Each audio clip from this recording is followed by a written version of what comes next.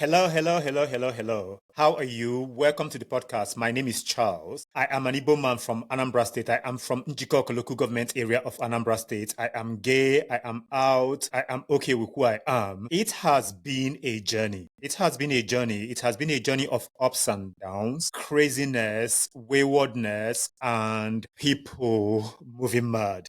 Literally, when I say moving mad, it's just crazy. The things that I've experienced. Life has been what it's supposed to be for me. I came out of my mother's womb being queer, being gay, and being flamboyant and fab. I am okay with myself. It's taking me a lot of work to get where I am today. Life has not been kind to me in the sense that I was born gay. I knew earlier on in my life that it's going to be a struggle. And that struggle I have withstand. I have fought, I have been resilient, and I have been doing what needs to be done. So, in a nutshell, this is me. This podcast is about representation. It is about tackling stereotypes. It is about showing that it is okay to be who you are, whether you are a trans woman, trans man, gay man, lesbian, queer, LGBTQIA+.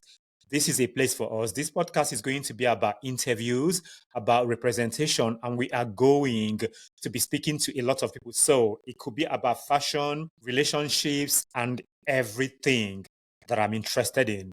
So this is a community that I am working and I am proud of. The thing for you to note is that this is about cultural pride with authentic storytelling, which is that I'm going to bring you the tea. I'm going to be spilling palm wine. I'm going to be saying what needs to be said. And that is absolutely important to me because growing up, I never had anyone to look up to that I can say, okay, this is a person to look up to that allows me to understand that it is okay to be who I am. And that has not been an easy journey. That has not been an easy journey. I know I'm visible on social media and so many places, and you get people who will come across and speak to you crazy and ask you stupid questions like, why are you gay? Were you born gay? I am going to say this here. I am born gay. I have always known that I'm a homosexual man. Right from the age of 6. Nobody told me what the name was. I did not know what the name was. I never knew. But what I did know was that I was special. I was unique. I was different. As soon as I got to the particular age, which is puberty, when I understand what sexual awakening is, I knew that I was attracted to boys. And now as a grown man, I'm attracted to men. So the truth of the matter is that nobody taught me how to be homosexual, like some of you will always say. Nobody taught me that.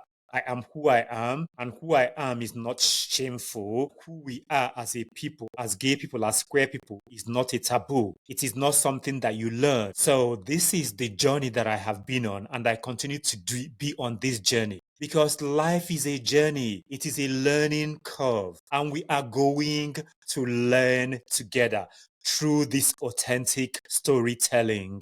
As I was saying, and I want to reiterate this over again, I'm going to be interviewing our allies. I'm going to be interviewing people that are into fashion, lifestyle, they are dating, and all of these things. I want to hear your story.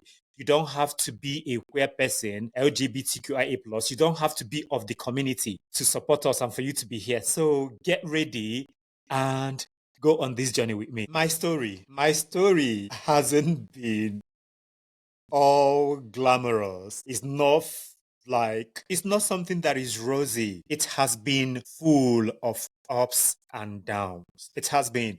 And I say this with a heavy heart that I am here today because it's not been easy. The thing is, being a gay man prepares you for a lot. It can break you if you're not careful. But one thing we are as queer people is that we are resilient. We are strong. As someone that is Igbo from Anambra State, specifically from Njikoko local government area of Anambra State, I am a strong human being. As they say in my language, akalamaka. I am strong. The challenges and the things that I have experienced, and I am standing tall today. A lot of people won't be able to do that. I am bringing you into my situation. into my life. So growing up, I grew up in Kano. I went to primary school in Kano. I went to secondary school in Enugu. I went to University of Maiduguri and then University of Manchester. Through this journey up until today, I have faced obstacles. I have faced death threats. I have faced my family and my brothers not wanting to speak to me, not wanting to do anything with me because of who I am. I am here today. The thing is that people should understand that you cannot choose your family, which is a fact, but sometimes you can choose them if they don't choose you. And I have decided to choose the family that are with me, which is my sisters and my nephews and my nieces, my nephew and my niece, because some of these other people I don't speak to their children. It has been a wayward madness. The expectation of family, societal expectation, the dynamics, homophobia, and all of these things. I have experienced it even with people that are supposed to care for me. One of the stories I'm going to tell here is something that I have told a lot of times. So my brothers don't speak to me. Maybe one day one of them I still have hopes. Maybe one day he will speak to me. But I had a friend. He's no longer a friend of mine. And this is someone that I valued dearly. I valued them dearly. And it's someone that I called a brother from another mother. When I came out to him, I said to him that I'm gay. Look at the situation. We were on the phone for over an hour. And then he said to me, I'm no longer going to see you the way I saw you. I said, what do you mean by that? And he said, oh, yes, because this, that, you know, all the nonsense. I don't want to say them here. And they were not nice. So I said, okay, that's fine. And then he hung up and called back again eventually.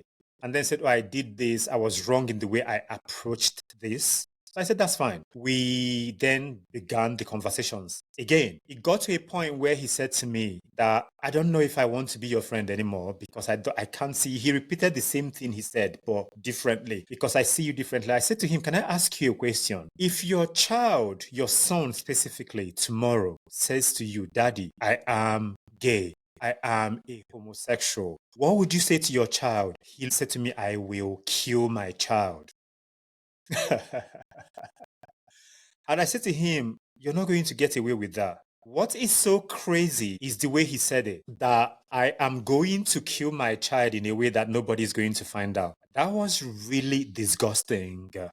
Absolutely disgusting that I hung up the call and we're no longer friends. This is over like maybe 3 years or something. So I will never be friends anymore with a person like this. I will never do that because there is no need. What I have learned is to embrace my identity. It has not been easy. I know I might have repeated myself because this is an introduction for you to know, to get to know what I am about. It has not been easy, but it has been wonderful. I've said this to my friends and to people that are close to me. You better be unapologetically yourself than being a person that wants to fit in for society to like you. So for me, the place I am today in my life, whoever is in my life is meant to be there because I'm not trying to pretend to be somebody that I am not for you to love me. This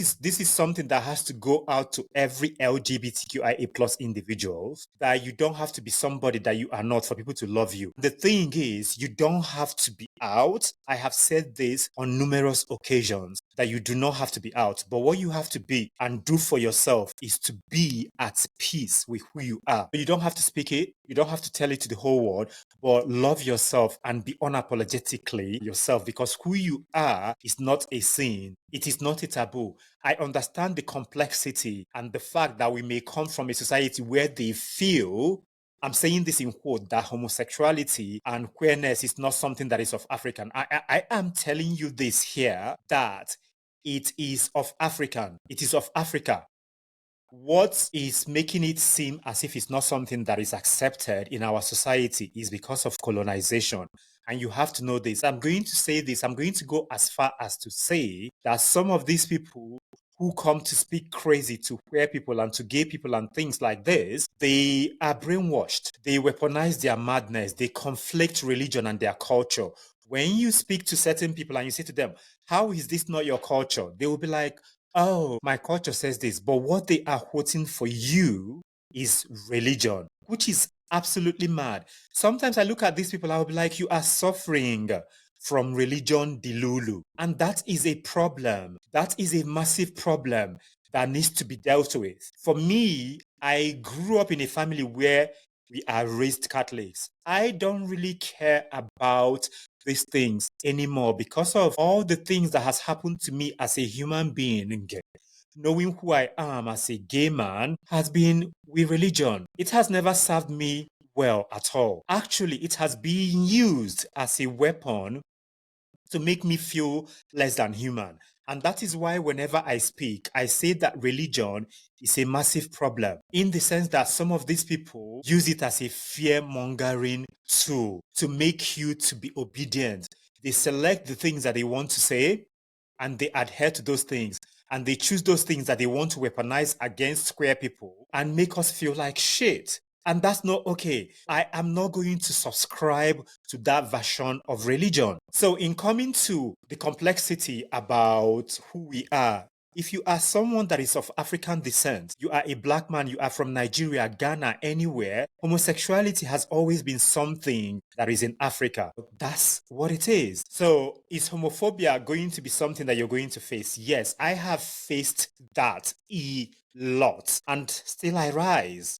And I'm here, and it's going to be the same for you as well. Okay, I'm an Igbo man. I know I have said this so many times. Let's just talk about the intersectionality when it comes to being queer and your culture and things like this, and how navigating life as someone that is Igbo and from Africa, from Nigeria, from Njikoko local government area of Anambra State, and some other people who are like me, whether you are Yoruba, Igbo, Hausa, Kanuri, Ibibio, from Edo State, or from America, or from Cuba, or Jamaica, right? There is a problem that we face, and we know this. And it's not easy. A lot of people tend to pride themselves in who they are, which means you are Igbo, you are Yoruba, you are Kanuri. This does not happen in our culture. Why are you gay? No, but the thing is, being gay and being Igbo or whatever tribe you are is who you are. A lot of the times, people don't understand that two things can be true at the same time. So I am an Igbo man.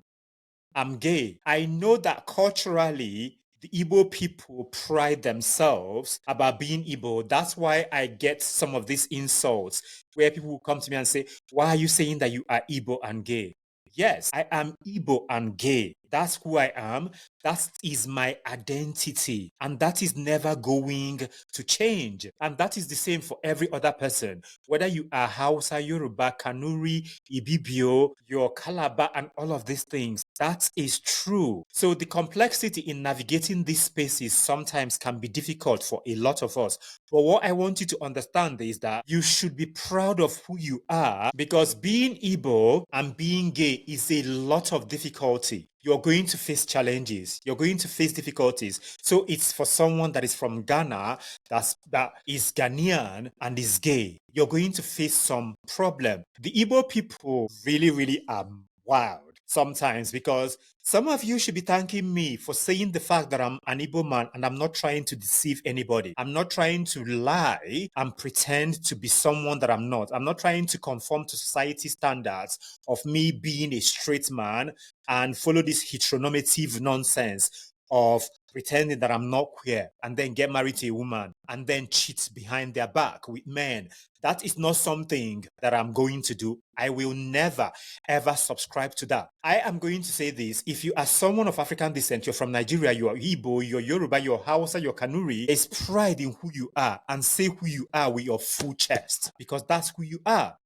And that's never going to change. Representation and visibility is something that I stand for because I never saw that growing up. I never did. I knew there are some people that are on TV, but somehow I just could not connect. There are certain people that I could say that I connected to, but because of where they were, there's nothing for me to say, okay, this is somebody that is from Nigeria, from Africa, that is openly gay. I mean, when I was tiny, younger. Now, as before I got to the stage where, and when I was at university and things like this, I saw people like, say, RuPaul. I saw other people in the UK and things like this on TV. But before I got to that stage, there was never anything like this. In Africa, especially, there's no representation and visibility. So I'm going to reflect on the importance of LGBTQIA plus visibility in African communities because this is important. It is vital. You look at people like, say, me being here. You look at someone like Dan Yomi. You look at someone like Bisi Alimi. You look at someone like Bolu Okube. You look at someone like Lucifer, which is Haywood. People like this who speak. To say a few, these are the people that I can just remember at this point in time that are doing the jobs.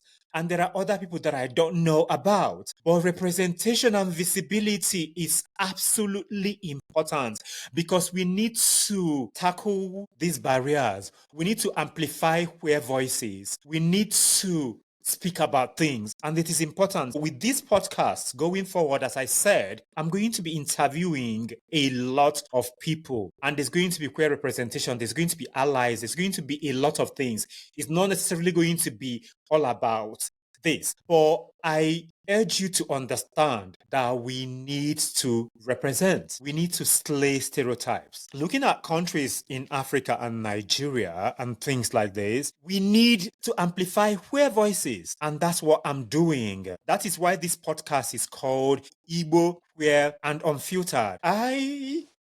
I'm so happy that I'm able to speak because I am speaking for a lot of people who cannot speak. I am speaking for that young queer kid, that young queer trans woman, trans girl, that young effeminate boy, that young masculine presenting lesbian girl that has been told that you cannot speak. I am here for you and we are going to continue to represent because I am going to be slaying stereotypes, amplifying queer African voices, representation and visibility because that is what we stand for. I am going to encourage you to join me on this journey, to tell your stories and engage in meaningful discussions and conversations because this is important. So I am calling all of you to join this. Expect more of good interviews and things that needs to be said because this is about LGBTQIA plus advocacy, personal growth, and more. Thank you so much for listening. Make sure that you check us out on every social media platform and listen to the podcast on every podcast platform that you listen to your podcasts on. I will see you in the next episode. Have a wonderful time. Remain blessed.